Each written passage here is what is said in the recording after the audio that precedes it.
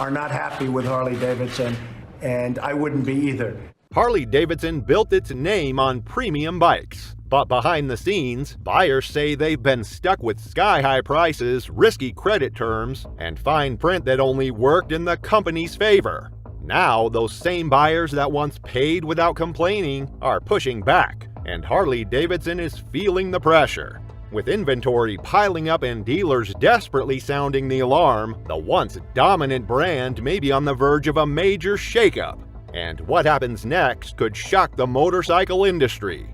Harley-Davidson dealerships have managed to pull off a subtle trick that most riders never even knew about. In case you never noticed, here's how these dealerships managed to hoodwink riders. Initially, they structured their deals in a customer-friendly manner, such that riders would flock to their outlets and buy Harleys in droves. But what if this was never about affordability?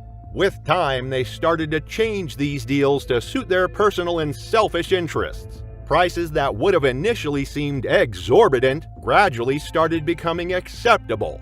Surprisingly, the riders did not complain. Instead, they went on to buy even more Harleys. However, unknown to many, this move by Harley was not driven by chance, and neither was it a result of an industry trend or a shift in market or consumer trends. It was a slow and calculated shift that dealers executed with utmost precision. To understand this better, let's roll back time a few years before the pandemic. If you had some savings and a decent loan, you could walk into a dealership and get yourself a Street 500 for as low as $6,800. But then, as we approached the late 2010s, these prices started soaring rapidly. Surprisingly, this was not due to inflation or increased production costs.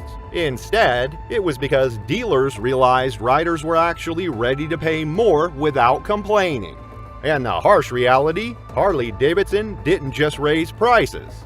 To make matters worse, the pandemic hit hard and gave dealerships an even better excuse to hike prices. With the pandemic, global supply chains came to a near halt, and the much-needed raw materials never got to manufacturers on time. Dealerships capitalized on all these and claimed they were experiencing high demand and low supply. The result? Market adjustment fees that in turn translated to higher bike prices. They weren't just reacting to the crisis, they had mastered the art of exploiting it. As it turns out, buyers still bought the bikes. The fear of missing out became a pressure tactic. Dealers warned that with the pandemic going on and the supply chains disrupted, failing to buy at that time meant that the buyers could be forced to pay even more later. They followed these threats up with tactics such as displaying just a few bikes on the floor, further selling fear onto the buyers. Suddenly, dealerships turned into high-pressure areas where taking a moment to think or even negotiate to more favorable terms meant potentially losing the chance to purchase one of the few motorcycles available. Shockingly, this move was just a small part of the bigger vision. You see, those prices were never meant to go back down again, even after the pandemic ended.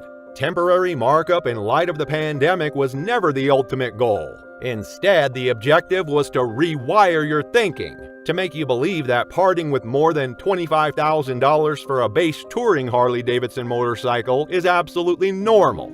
And wait until you hear what they did next. It changed everything.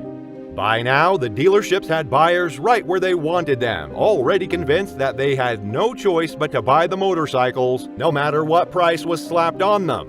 And now it was time to unleash their next move. High prices weren't even the worst part. Here's the thing. Most riders don't go into a dealership with $30,000 in their pocket ready to pay cash. Instead, the majority finance their bikes. And that's where dealerships really start making money. Not from the bike itself, but from the interest, the loan terms, and how long the buyer has to pay. After the pandemic, when demand for motorcycles surged, dealers began offering long-term financing options to buyers. At first glance, these payment plans didn't seem too bad, especially after breaking them down into monthly amounts. However, they were loaded with high interest rates, extra fees, and clauses that quietly pushed the total price way beyond the sticker tag. In many cases, buyers ended up paying almost double the original price of the Harley. And the dealers didn't stop at that. They also ensured that they stuffed additional fees in the sales sheet. Once a rider asked about a model they wanted to purchase, they were hit with a number of additional fees that ended up racking up an extra $1,000 to $4,000 on the final price tag of the motorcycle.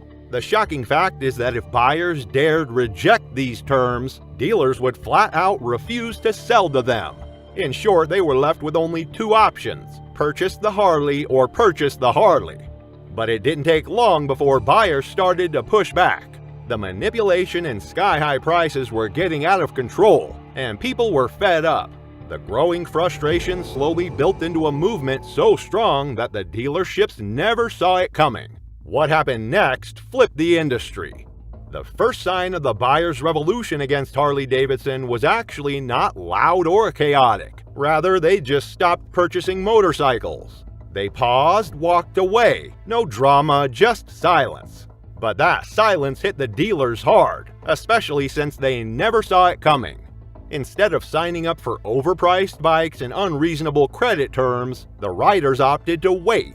They were certain of one thing: the dealers weren't in a position to hold their positions for long. During this time, many buyers resorted to the used motorcycle market. Here, they were certain that they could purchase a well-maintained Harley for almost half the cost of a new one and still avoid the additional fees. Eventually, this movement bore fruits and the dealers started to suffer the implications. New Harleys remained in dealerships unsold for months, and sales targets were yet to be met, something that they had not experienced for decades. With time, the dealers started reverting back to the old incentives: zero-interest financing, special deals, and limited-time incentives.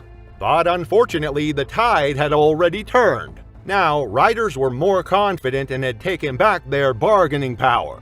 To add insult to injury, all this was happening during a tough economic downturn characterized by rising inflation, soaring living costs, and tighter wallets across the board. Now, motorcycles which were once seen as a necessity suddenly started to feel like a luxury. And just like that, whatever little leverage the dealers still had quickly slipped away. And just when things couldn't get worse, the Harleys themselves became the problem. Another aspect that fueled this movement was the fact that Harley-Davidson's motorcycles aren't the simple machines everyone loved riding anymore. Instead, they're overloaded with technology most riders never asked for, from ride modes and Bluetooth dashboards to adaptive cruise control and cornering ABS. Sadly, rather than make the overall ride better, all this tech is making it more complicated and less enjoyable. Worse yet, the more electronics they pack in, the more riders are forced to rely on dealers for everything, including basic fixes. And that dependency is not by accident. It's part of the game aimed at making riders pay more in maintaining their bikes. And that's why so many riders are slowly walking away. A ticking time bomb about to explode if nothing is done. Harley-Davidson is not just a bike or a brand. It's a lifestyle and a strong community. But here's the harsh truth. When people can't afford to buy and maintain the bike due to the soaring prices, the whole culture starts to crumble. And in fact, we're already seeing it. Events that once pulled in massive crowds are looking emptier each passing year. Riding clubs are fizzling out, and fewer young faces are joining the community as they can't afford the bikes. The case is the same for many Harley-Davidson dealerships that now feel more like empty showrooms than thriving hangouts.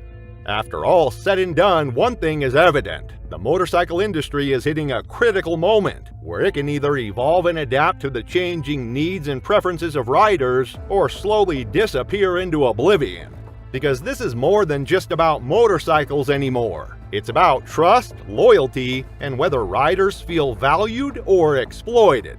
If dealerships want to stay in business, they need to completely rethink how they treat riders. That starts with offering bikes that are actually affordable and built to last, ones that people want to ride. In essence, the focus needs to shift back to the ride itself. And more importantly, those shady pricing tactics and sketchy financing deals need to go. If dealers want to earn back trust, they need to be upfront, fair, and respectful. Today's riders are no longer naive and can clearly see through the games.